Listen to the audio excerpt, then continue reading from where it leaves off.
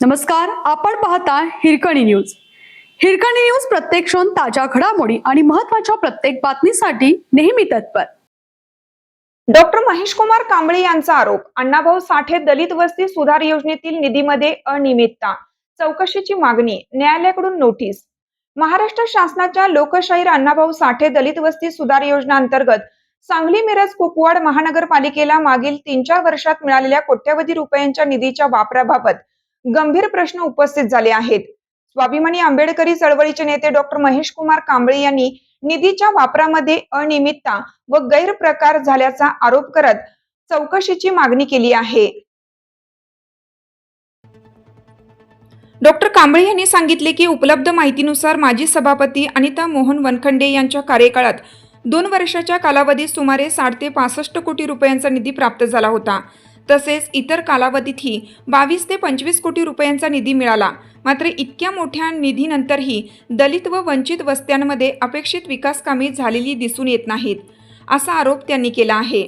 त्यांनी पुढे दावा केला आहे की हा निधी मूळ उद्देशापासून विचलित होऊन इतर ठिकाणी खर्च करण्यात आला असून त्यामुळे दलित व बहुजन समाजावर अन्याय झाला आहे. या प्रकरणी त्यांनी सांगली येथील दिवाणी न्यायालयात याचिका दाखल केली होती. डॉक्टर कांबळे यांच्या माहितीनुसार 9 एप्रिल 2026 रोजी न्यायालयाने या प्रकरणाची दखल घेत संबंधित 41 कामांवर एकूण अंदाजे 10,20,27,939 रुपये स्थगिती का देऊ नये याबाबत तत्कालीन जिल्हाधिकारी तसेच प्रशासक व आयुक्त यांना नोटीस बजावली आहे. या संदर्भात त्यांनी जतचे भाजप आमदार व बहुजन नेते गोपीचंद पडळकर यांनाही निवेदन दिलं असून मुख्यमंत्री स्तरावर हस्तक्षेप करून भविष्यात निधीचा गैरवापर होऊ नये अशी मागणी करण्यात आली आहे. डॉक्टर कांबळे यांनी हेही नमूद केलं आहे की ज्या लोकशाहीर अण्णाभाऊ साठे यांच्या नावाने ही योजना राबवली जाते त्यांच्या स्मारक व पुतळ्यावर गेल्या काही वर्षात कोणताही खर्च करण्यात आलेला नाही. ही बाब दुर्दैवी आहे. जर या संपूर्ण प्रकरणाची सखोल व निष्पक्ष चौकशी झाली नाही तर येत्या 8 दिवसात उच्च न्यायालयात याचिका दाखल करण्यात येईल असा इशाराही त्यांनी दिला आहे.